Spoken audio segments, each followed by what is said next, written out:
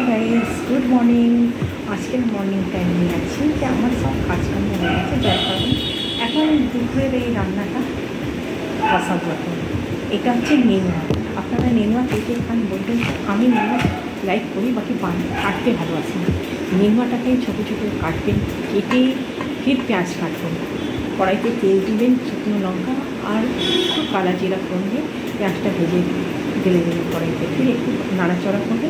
যখন একটু লাল লাল brown colour হতে যাবে তো এই নেনুয়াটাও ওর মধ্যে দিয়ে দেবেন। একটু হলুদ, নুন, একটা কাঁচা লঙ্কা দিয়ে এটা ঢেকে দেবেন সিম করে।